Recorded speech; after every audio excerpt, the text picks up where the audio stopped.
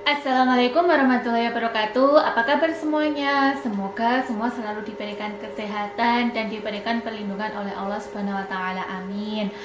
Baik, sebelum kita memulai materi pada pertemuan ke-12 ini, alangkah baiknya kita berdoa terlebih dahulu. Berdoa dimulai.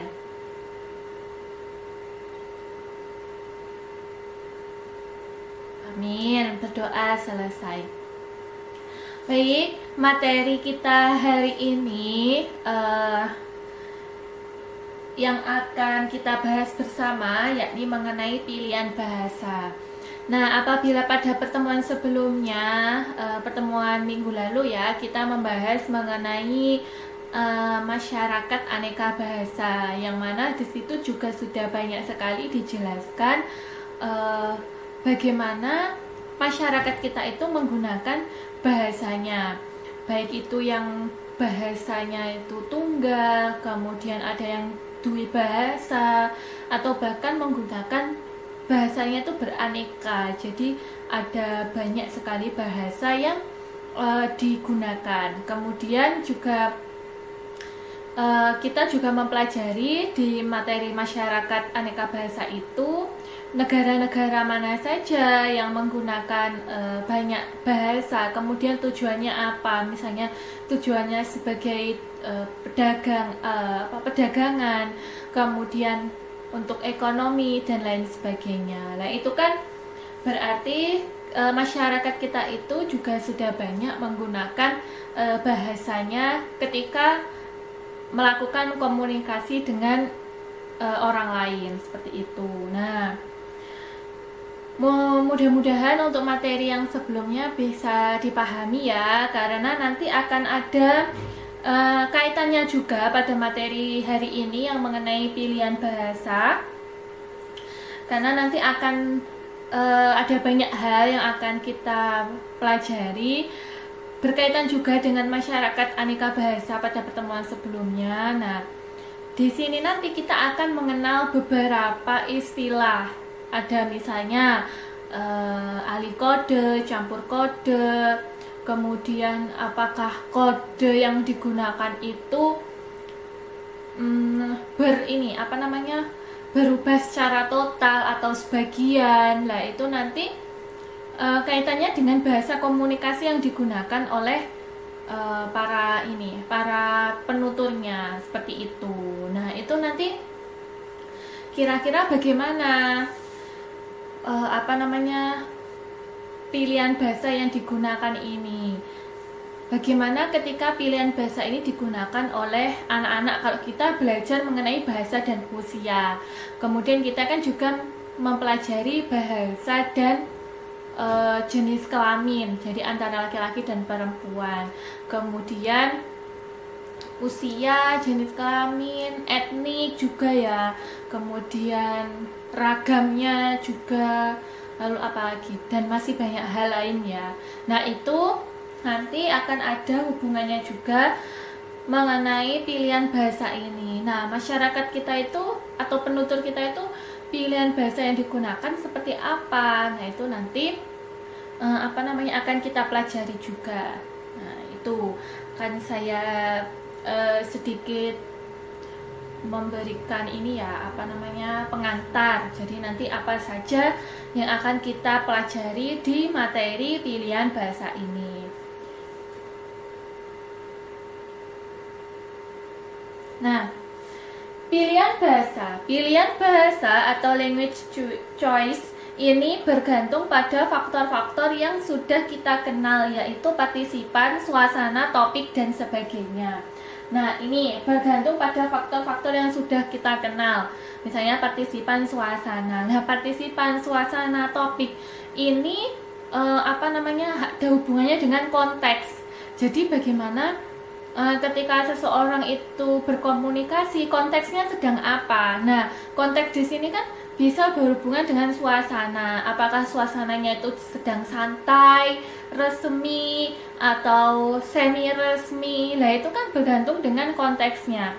Kemudian topik yang dibicarakan, juga topiknya itu yang topiknya yang berat atau yang ringan atau santai atau guyon, atau memang itu topiknya itu yang baku dalam arti resmi seperti itu. Nah, itu nanti kita berhubungan dengan konteks. Jadi sosiolinguistik ini memang semua itu bergantung dengan konteksnya, itu kata kuncinya. Sehingga bagaimana konteks partisipannya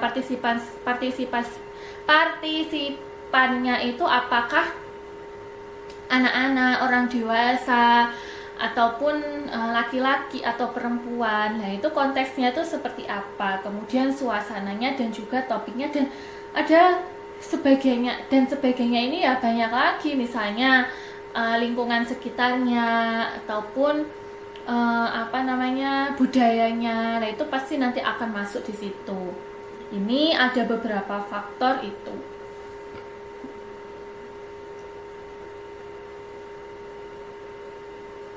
Nah, dari beberapa faktor tadi mengenai pilihan bahasa yang ditentukan oleh konteks, maka di sini akan ada akibat dari pemilihan bahasa itu. Jadi ketika seseorang ingin konteksnya misalnya santai, lah dia kan menggunakan bahasanya juga tentu akan santai gitu pilihan bahasanya. Resmi berarti orang itu akan menyesuaikan konteksnya kalau resmi ya bahasa yang digunakan resmi lah, dan ternyata pemilihan bahasa yang digunakan itu juga akan memiliki akibat tertentu. Nah, di sini ada 3 hal. Yang pertama, pergeseran bahasa atau language shift, kepunahan bahasa language edit, pemertahanan bahasa language maintenance. Nah, di sini ada 3 hal ternyata secara umum akibat dari pemilihan bahasa. Nah, pergeseran bahasa di sini begini, misalnya ketika kalian menggunakan awalnya karena menggunakan bahasa Jawa ya dari lahirnya. Misalnya bahasa pertamanya itu bahasa Jawa. Kemudian karena teman-teman sebaya kalian, teman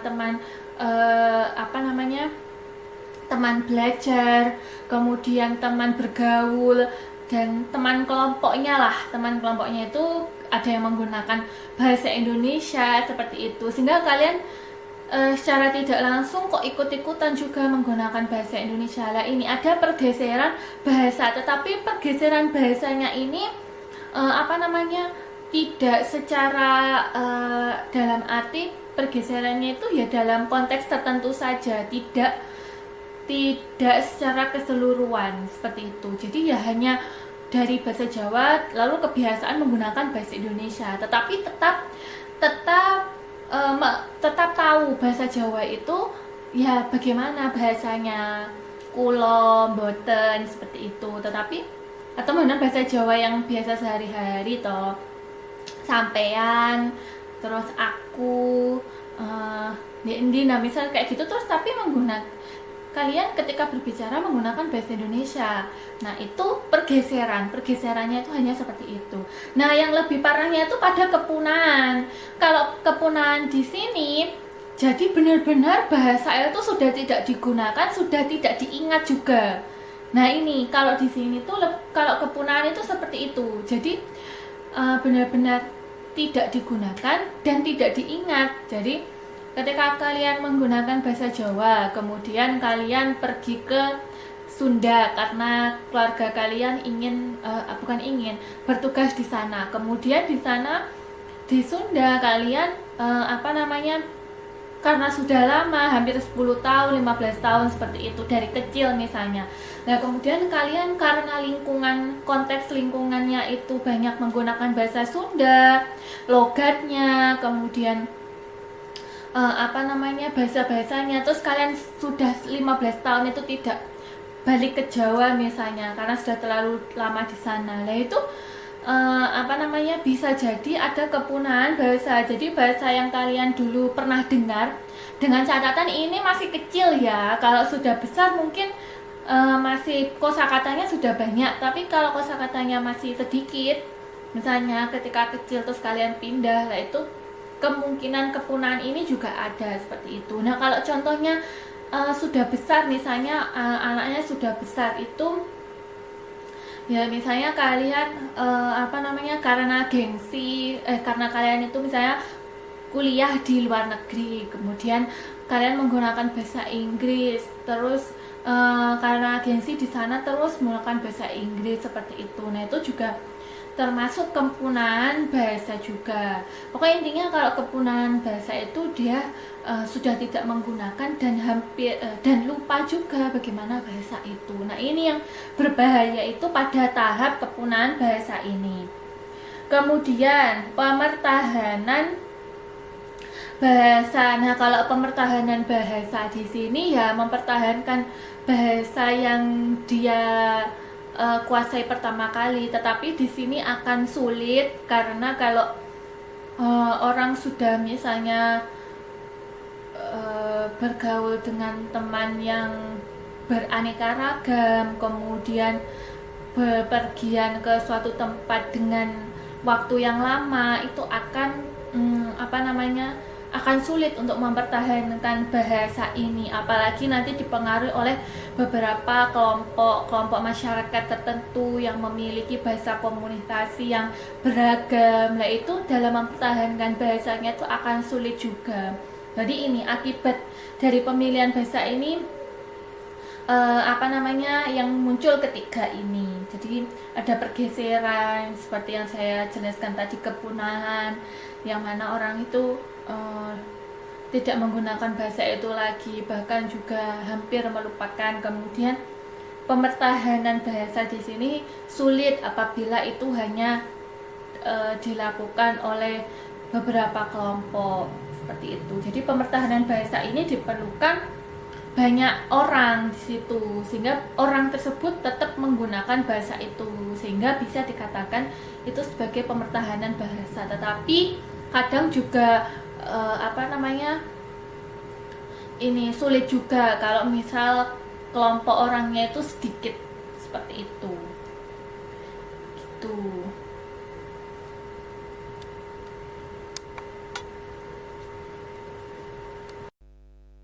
Baik, saya akan melanjutkan penjelasan mengenai jenis pilihan bahasa.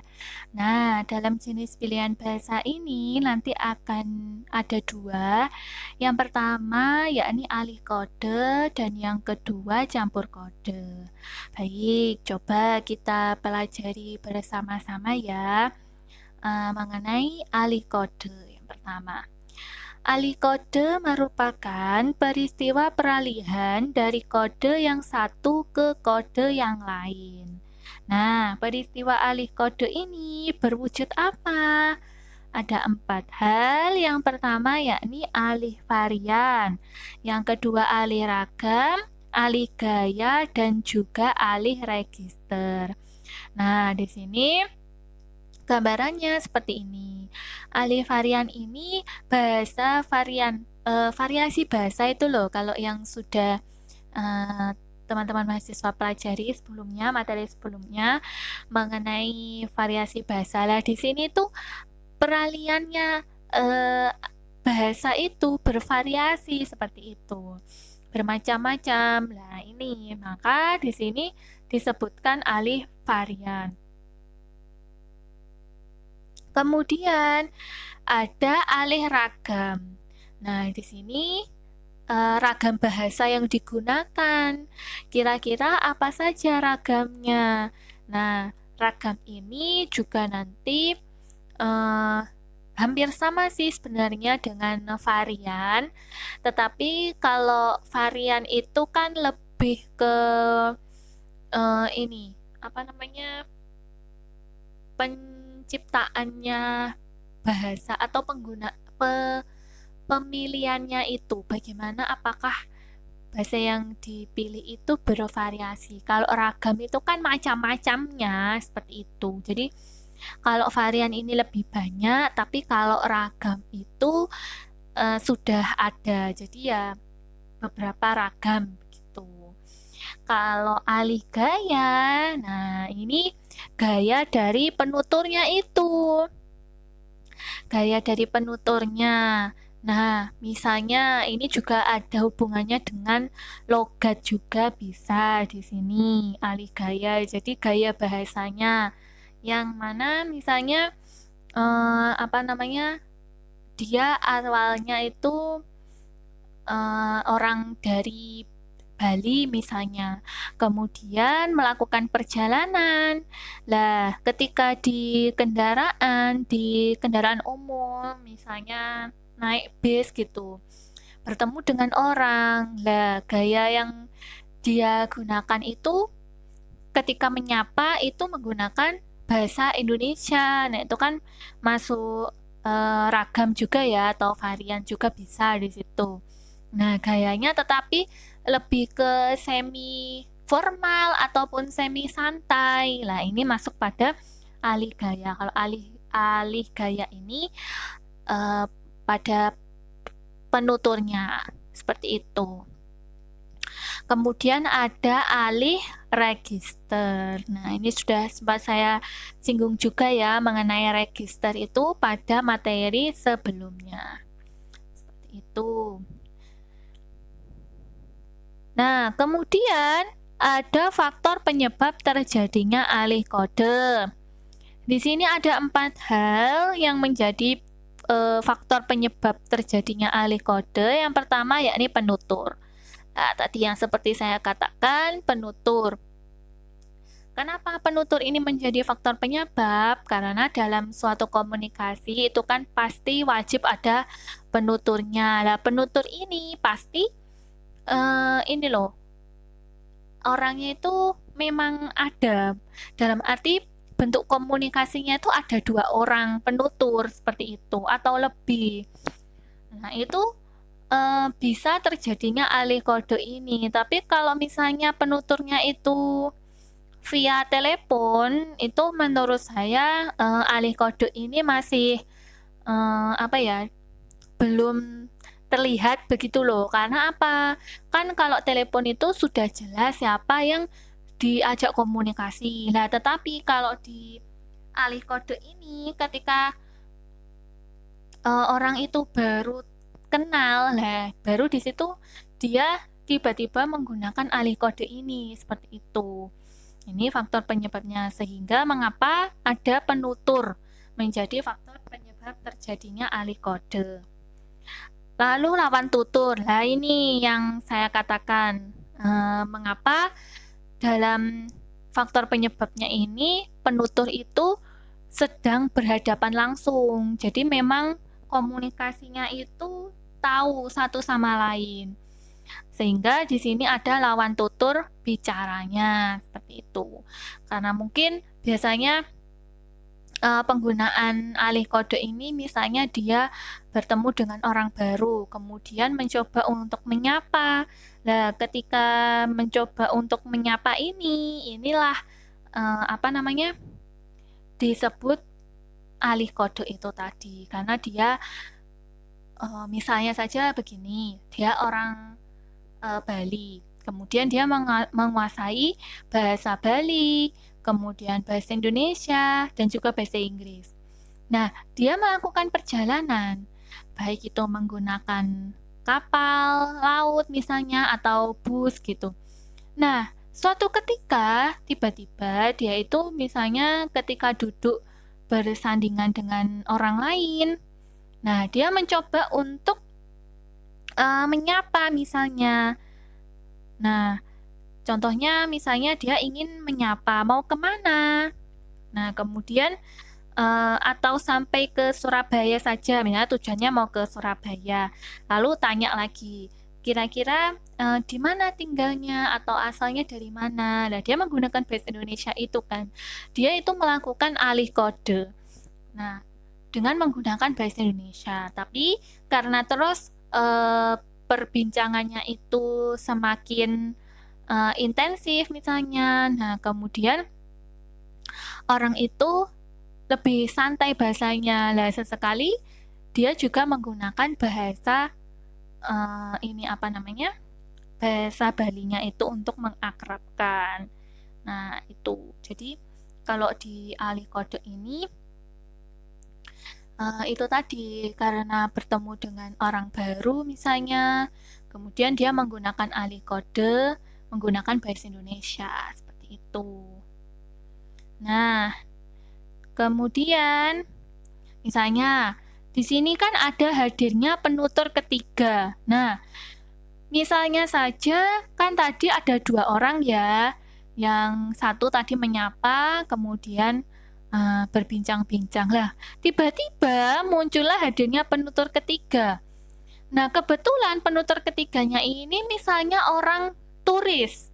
Nah, karena orang turisnya ini berbahasa Inggris, kemudian kedua orang penutur tadi secara alih kode juga menggunakan bahasa Inggris agar turisnya itu paham ketika berkomunikasi. Nah, ini juga merupakan alih kode. Nah, terjadinya alih kode ini juga disesuaikan dengan konteksnya itu tadi. Nah, ini. Maka di sini juga disebutkan hadirnya penutur ketiga. Contohnya itu seperti itu. Jadi, kalau alih kode itu menggunakan kode bahasanya itu bergantung dengan konteks. Jadi, ya dia akan menggunakan alih kode ini melihat lawan tuturnya terlebih dahulu. Lawan tuturnya itu yang seperti apa? Bahasa yang digunakan. Nah, itu. Dia baru nanti beralih menggunakan bahasa yang sama-sama dipahami. Seperti itu. Kemudian adanya yang terakhir ini pokok pembicaraan. Nah, ini pokok pembicaraannya ini harus saling bisa dipahami. Mengapa tadi muncullah alih kode atau penggunaan alih kode ini? Karena apa? Tujuannya agar pokok pembicaraannya itu bisa dipahami satu sama lain, baik itu penutur maupun petuturnya. Seperti itu. Ini faktor penyebab terjadinya alih kode. Nah, kemudian bagaimana? Apa bedanya dengan campur kode? Kan sama-sama penggunaan bahasa. Nah, ini. Mari kita lihat. Nah, jenis pilihan bahasa yang kedua yakni campur kode. Campur kode terjadi apabila seorang penutur bahasa, misalnya bahasa Indonesia, memasukkan unsur-unsur bahasa daerahnya ke dalam pembicaraan bahasa Indonesia. Nah, ini biasanya campur kode itu lebih masuk pada informal. Mengapa? Karena ciri yang menonjol dalam campur kode adalah kesantaian atau situasi informal. Nah, contohnya misalnya ketika dia ngobrol dengan temannya, tiba-tiba dia mencampur bahasanya itu dengan bahasa gaul misalnya. Nah, itu merupakan campur kode atau menggunakan bahasa Indonesia satu kalimat itu ya. Misalnya satu kalimat itu dia misalnya kalimatnya seperti ini. Tentu saja you maklum semua itu. Nah, contohnya seperti nah, itu kan ada kata you di situ. Nah, kata you itu kan berasal dari bahasa Inggris. Nah, ini termasuk dalam campur kode. Begitu. Nah, kalau bedanya dengan alih kode, kalau alih kode itu beralih secara keseluruhan. Jadi bahasa yang digunakan itu beralih secara keseluruhan. Misalnya dari bahasa Bali secara keseluruhan beralih menggunakan bahasa Indonesia.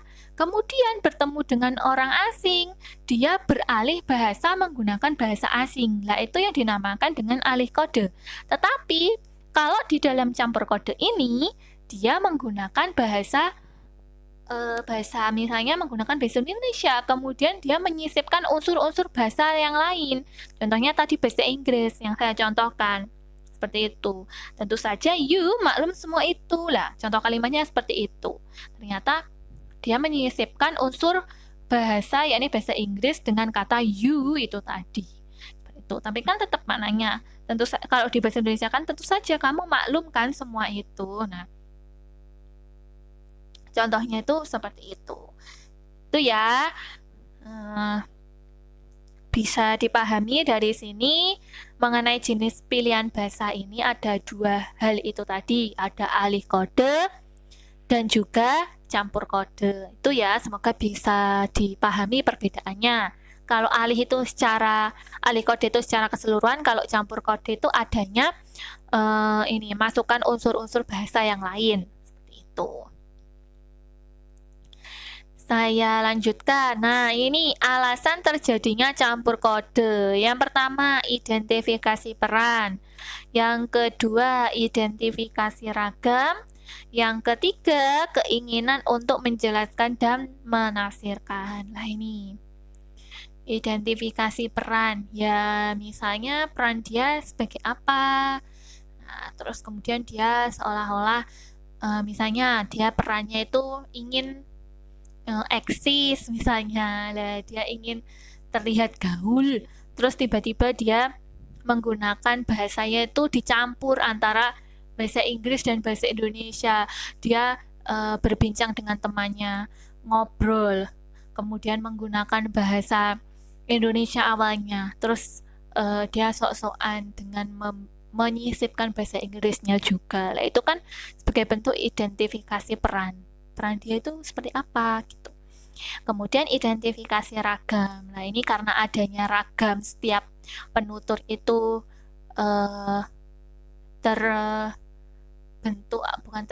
setiap orang itu kan berasal dari beberapa ragam. Nah, ini sebagai bentuk identifikasi. Oh, kira-kira kenapa ya orang itu kok menggunakan bahasanya dicampur antara bahasa Jawa dan juga bahasa Indonesia. Oh, dia kira-kira aslinya memang dari mana ya? Gitu. Nah, itu kan juga bisa. Apakah misalnya bahasa Jawa dengan bahasa Jabodetabek lo gue gitu. Dia itu sebenarnya dari mana ya? Nah, itu kan bentuk ragam-ragam itu tadi. Setiap daerah itu identifikasi ragam itu.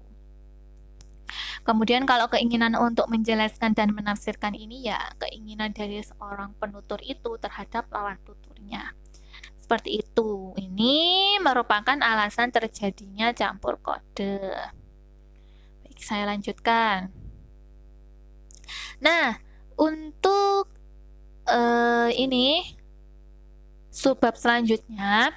Jadi kalau kita tadi mempelajari mengenai pilihan bahasa, kemudian jenis pilihan bahasanya. Lah, kemudian di sini ada beberapa penelitian tentang pemilihan bahasa. Nah, ini mengenai mengapa toh kok ada beberapa orang itu menggunakan alih kode dan juga beberapa orang menggunakan campur kode. Nah, kemudian para peneliti sosiolinguistik itu mencoba untuk melakukan beberapa penelitian tentang pemilihan bahasa. Nah, pada penelitian-penelitian ini terbagi menjadi 3 ancangan sebagai berikut. Yang pertama, sosiologi, yang kedua, psikologi sosial, dan yang ketiga, antropologi. Nah, yang pertama, sosiologi ini ya berhubungan dengan masyarakat. Kemudian kalau psikologi sosial ini berhubungan dengan sikap sosialnya, sikap seseorang, psikologinya kan. Kemudian kalau antropologi ini berhubungan dengan budaya. Seperti itu.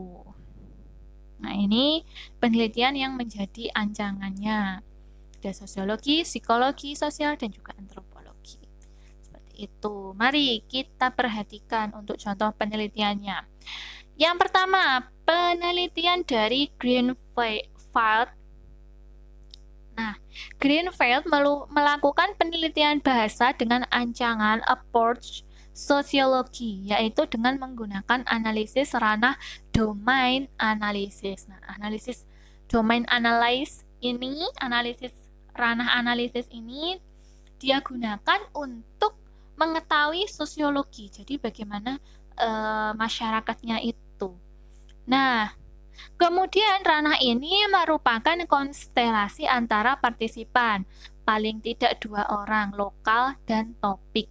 Nah, ini ranahnya itu ada 3 hal ini. Partisipannya itu lebih dari 2 orang atau minimal 2 orang, kemudian merupakan orang lokal dan topik yang digunakan. Kemudian dari penelitian itu diketahui bahwa terdapat 5 ranah, yaitu ada keluarga, kekariban, agama, pendidikan, dan lapangan pekerjaan. Nah, di sini Greenfield ini mencoba untuk mengetahui bagaimana bahasa dalam sosiologi itu dengan memperhatikan 5 ranah: keluarga, kekariban. Kekariban di sini ya saudara seperti itu ya, agama, pendidikan, dan lapangan kerja. Nah, ternyata di situ banyak sekali ditemukan penelitian yang membahas hal ini. Nah, misalnya seorang penutur di dalam rumahnya berbicara dengan anggota keluarga tentang hal-hal yang menyangkut kehidupan sehari-hari. Nah, seperti itu, maka disebut dalam ranah keluarga. Seperti itu. Nah, kalau misalnya dalam masyarakat ini, seperti yang kita ketahui ya, kalau yang kita pelajari pada materi sebelumnya mengenai masyarakat aneka bahasa, nah di situ kan saya jelaskan ada bahasa L dan juga H, yakni law dan juga high. Nah, itu di dalam masyarakat mereka juga berlaku. Mengapa? Ini kan juga ada kaitannya nanti dengan pendidikan. Nah, bagaimana seseorang itu ketika berbicara pada kondisi formal seperti itu. Nah, kemudian kalau di dalam ranah keluarga, ranah kekaripan itu kan biasanya bahasa yang digunakan itu law. Nah, kalau di dalam dunia pendidikan, lapangan kerja itu menggunakan bahasa high itu ya. Ini pernah ya saya bahas sebelumnya di materi masyarakat aneka bahasa itu. Ada high dan juga ada low. Seperti itu. Nah, ini hubungannya dengan penelitian yang ada di masyarakat, dan penelitian ini dilakukan oleh siapa namanya, Greenfield ini. Baik, saya lanjutkan. Penelitian dari Parashir. Nah, Parashir ini menggunakan sama ancangan sosiologi. Nah, Parashir ini melakukan penelitian pada tahun 1980, meneliti 350 orang terdidik di luar kota India yang diminta untuk menentukan bahasa apa yang digunakan dalam 7 ranah, yaitu keluarga, kekaripan, ketetanggaan, transaksi, pendidikan, pemerintah, dan lapangan kerja. Kemudian, Parashir menggambarkan ranah sebagai seperangkat situasi. Dari penelitian ini, Parashir menemukan dari 7 ranah yang diteliti, yaitu ranah keluarga, kekaripan, dan ketetanggaan merupakan ranah law, ranah pemerintah, lapangan kerja, dan pendidikan merupakan ranah high. Ini masih sama ya, seperti yang saya katakan tadi mengenai kalau berkaitan dengan sosiologi atau kemasyarakatan itu, ini hubungannya dengan law dan juga ada high itu tadi. Nah, kenapa kok kekaripan itu masuk pada law? Nah, misalnya digambarkan ketika seseorang itu bercakap-cakap dengan teman dan kenalannya. Lah itu kan biasanya menggunakan bahasa yang santai, kemudian di tempat umum, kemudian memperkenalkan diri kepada orang lain, lalu misalnya membicarakan masalah pribadi dengan teman kolega, berdebat dengan teman kolega, atau diskusi santai. Nah, itu mengenai ini penelitiannya ini. Nah, ini apa bedanya dengan yang penelitian tadi? Di sini ada tambahan dari ranah transaksi. Nah, ranah transaksi ini dia temukan pada saat itu. Mengapa? Ternyata ketika bertransaksi, misalnya transaksi jual beli, lah di situ kan menggunakan bahasa-bahasa yang ternyata di situ juga ditemukan bahasa-bahasa yang law, masuk pada dalam law, karena tujuannya untuk mencapai tujuan ini, dealnya gitu loh, kira-kira ketika transaksi jual beli tawar menawar. Nah, kaitannya dengan tawar menawar itu kan menggunakan bahasa-bahasa baik itu campur kode. Kalau campur kode menurut saya tidak ya, jadi lebih ke alih kode kalau menurut saya itu. Kalau transaksi tawar menawar seperti itu, ya wes lah konco dewe, rego konco dewe. Nah, misalnya kan Contohnya kan kayak gitu. Itu kan alih kode benar-benar beralih menggunakan bahasa yang digunakan yang dipahami bersama. Itu menggunakan alih kode, misalnya bahasa Jawanya itu bahasa Jawa yang benar-benar santai seperti itu. Wes, ayo rego konco dhewe ae. Contohnya percakapannya itu seperti itu. Nah, itu kan bentuk transaksi itu, ranah transaksi. Kalau di India saya kurang tahu ya contohnya seperti apa. Ini contoh kalau misalnya kita di daerah kita atau di sekitar kita. Saya lanjutkan. Ada penelitian Simon Herman. Nah, Herman melihat seorang dwi bahasa tentu menghadapi 3 situasi psikologi ketika berbicara dengan orang lain sebagai berikut. Nah, ini kalau penelitiannya Simon Herman ini mengenai tentang psikologi sosial itu bagaimana. Nah, ini di sini ada beberapa hal. Yang pertama, kebutuhan pribadi. Kemudian ada situasi saat pembicaraan berlangsung. Kemudian yang ketiga ada situasi yang melatar belakangi pembicaraan. Nah, ini dwi bahasa.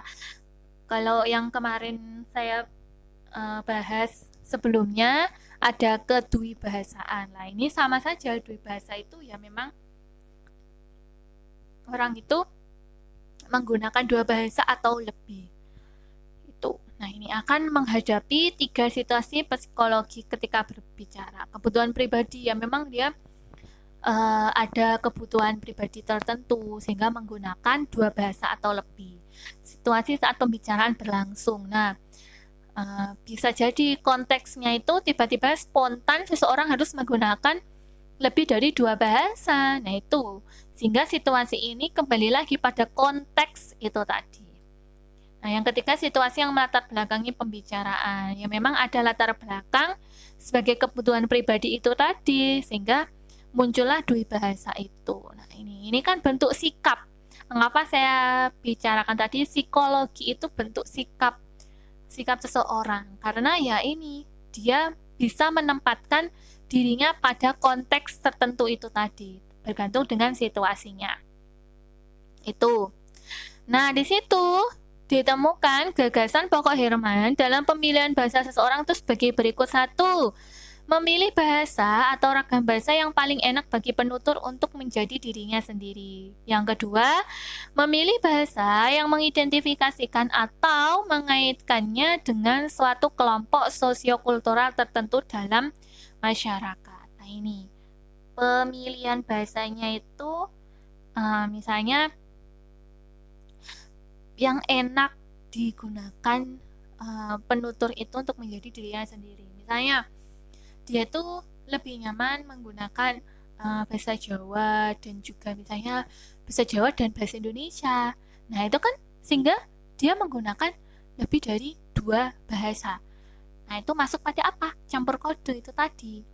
Karena bahasa yang digunakan itu lebih dari 2 misalnya. Dia juga campur-campur gitu loh, menggunakan bahasa Jawa, bahasa Indonesia, apalagi gitu. Nah, misalnya ketika tadi saya berbicara atau saya memberikan contohnya itu perbincangan menggunakan bahasa Jawa, itu kan saya secara tidak langsung juga menggunakan campur kode karena saya menyisipkan bahasa Jawa ketika saya menjelaskan materi ini tadi. Nah, itu ini agar lebih enak, tujuannya itu biar lebih enak seperti itu. Lalu yang kedua itu memilih bahasa yang mengidentifikasi atau mengaitkan dengan satu kelompok. Nah, itu dikaitkannya satu kelompok sosiokultural tertentu dalam masyarakat. Ini penelitian dari Simon Herman yang mengenai psikologi sosial itu tadi. Yang selanjutnya, teori akomodasi oleh Giles. Giles mengambil teori akomodasi yang biasa digunakan dalam psikologi ke dalam perilaku linguistik. Nah, lagi-lagi ini penelitiannya mengenai psikologi. Dan psikologi itu berkaitan dengan perilaku atau sikap. Tapi di sini mengenai perilaku linguistiknya. Nah, ini Biasanya akomodasi itu mengambil dua bentuk sebagai berikut. Yang satu konvergensi, menyatu atau menuju ke satu arah, kemudian divergensi, mengaburkan atau menyimpang dari menyimpang dari arah. Nah, di sini ada contohnya ya, misalnya ada bahasa linguistik. Nah, bahasa kelompok lain dengan lafal seperti penutur aslinya, nah itu konvergensinya itu akan lebih meningkat.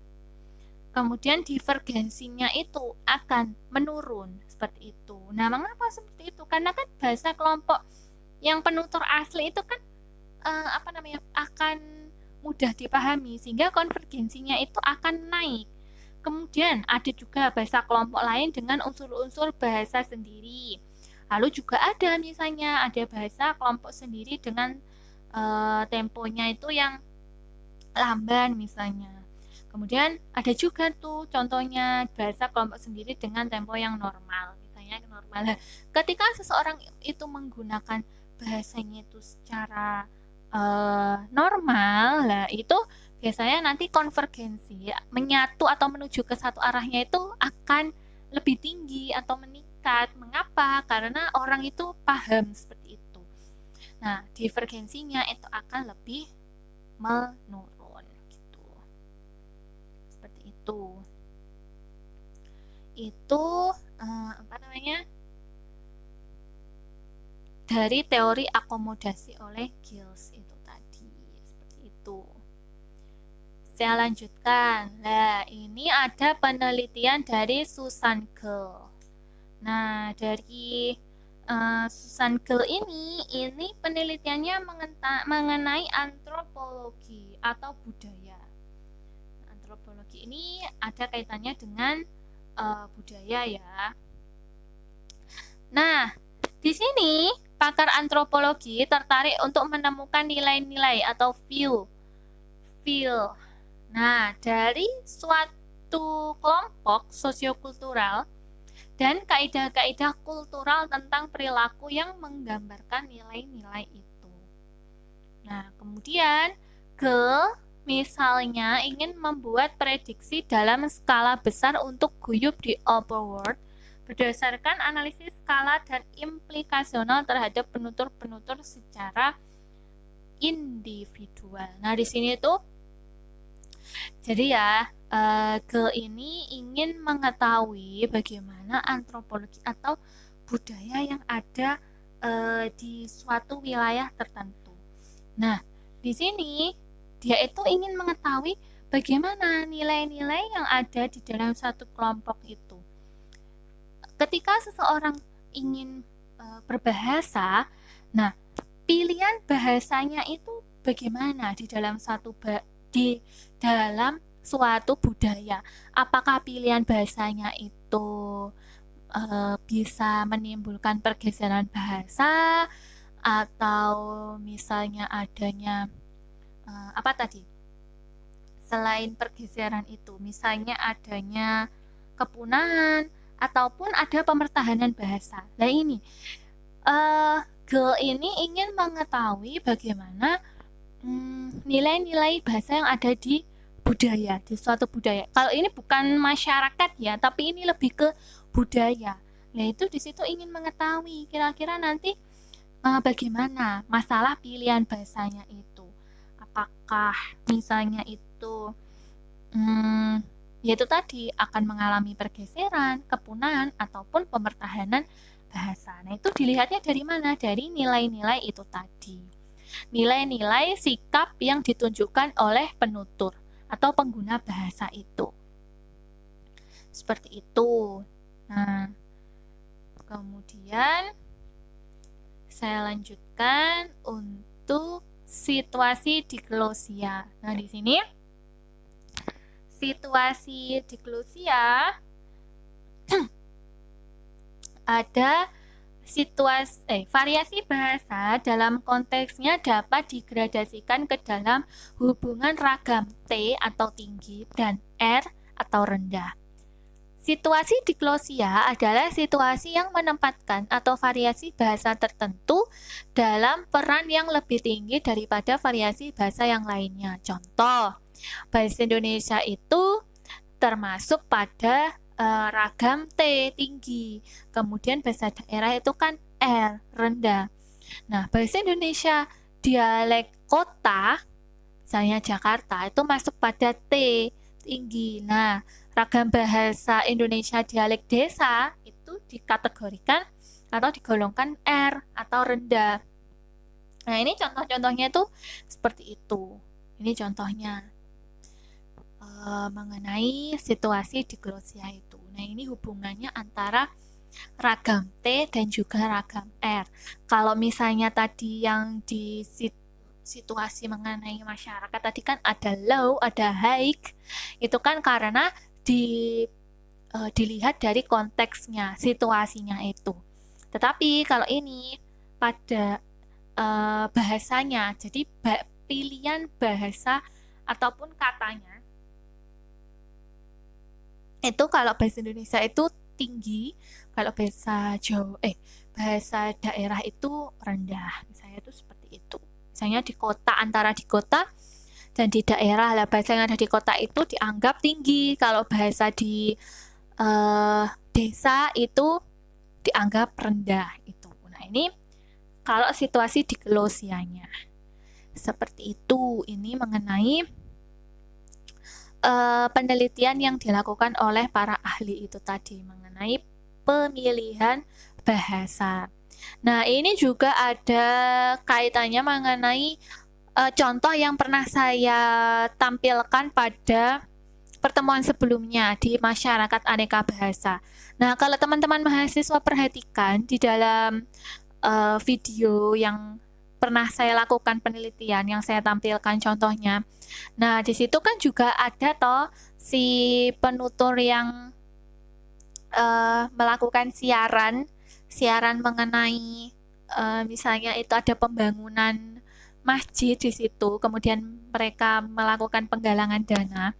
Nah, di situ dia juga menyampurkan bahasa Maduranya karena dia berasal dari Madura. Itu termasuk campur kode. Kalau teman-teman mahasiswa perhatikan ya, kalau sudah menonton videonya, contoh videonya, itu secara tidak langsung beliau itu juga menggunakan campur kode. Jadi bukan alih kode, tapi campur kode. Karena dia campur-campur.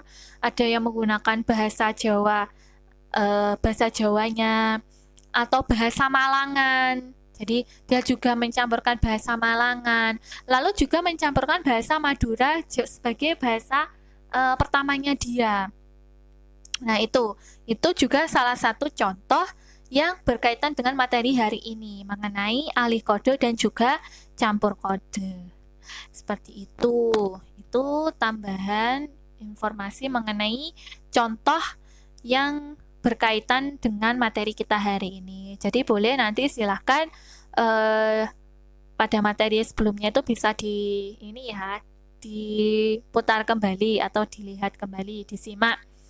Di situ juga contohnya berkaitan dengan materi kita hari ini yang mengenai alih kode dan campur kode.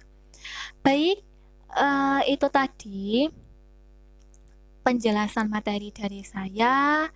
Semoga penjelasan materi dari saya bisa dipahami dengan baik. Namun apabila nanti masih ada pertanyaan atau masih ada hal-hal yang masih membingungkan atau masih kurang jelas, boleh silakan nanti dituliskan pada kolom komentar yang ada di YouTube PBI Uno Blitar. Bisa juga dituliskan dituliskan di grup WhatsApp mata kuliah, atau juga bisa dikirimkan langsung kepada saya secara pribadi. Nanti akan saya jawab. Seperti itu. Jadi monggo silahkan ya. Boleh banyak sekali soalnya misalnya nanti fenomena-fenomena pemilihan bahasa di masyarakat kita itu akan ada banyak sekali lah. Boleh itu nanti kita diskusikan bersama. Kira-kira itu merupakan situasi pemilihan bahasa yang seperti apa? kemudian faktor penyebabnya itu apa. Nah, itu bisa nanti kita pelajari bersama. Nah, kenapa tujuannya kita mempelajari itu? Ya, agar kita itu bisa memahami bagaimana budaya, bagaimana masyarakat kita itu, bahasa-bahasa yang digunakannya itu bagaimana. Itu kan juga bisa mengetahui sikap atau perilaku dari setiap kelompok atau individu itu. Nah, itu penting sehingga kita kalau ngomong, kalau berbicara itu akan ada ini, misalnya ada polanya. Oh, ketika saya dengan teman itu seperti apa, dengan keluarga itu seperti apa, ketika dengan bermasyarakat itu seperti apa. Nah, itu kan nanti akan ada pola-pola berbicara. Nah, seperti itu agar kita tahu. Nah, ini penting mengapa kita pelajari. Nah, kemudian nanti pentingnya lagi ketika di sekolah. Nah, bagaimana ketika kita akan menghadapi siswa-siswa kita. Ya, kalau siswanya itu aktif. Nah, kalau siswanya itu kurang aktif, nah bagaimana kita bisa melakukan pemilihan bahasa yang tepat agar siswa itu bisa bisa aktif. Kemudian bagaimana kita mengetahui permasalahan siswa. Nah, ini mengapa dipelajari ini? Nah, itu kaitannya ketika nanti di sekolah itu seperti itu. Itu salah satu contohnya. Pasti akan ada lagi banyak sekali contoh yang bisa kita ketahui baik di lingkungan masyarakat, lingkungan keluarga maupun kita implikasikan ke atau implementasikan ke dunia pendidikan atau nanti di sekolah ketika kalian mengajar. Seperti itu. Baik, terima kasih banyak atas partisipasinya teman-teman mahasiswa semua. Semoga apa yang kita diskusikan hari ini dapat bermanfaat bagi kita semua. Mohon maaf apabila ada salah kata maupun perbuatan dari saya. Terima kasih banyak. Saya akhiri. Wabillahi taufik walhidayah. Wassalamualaikum warahmatullahi wabarakatuh.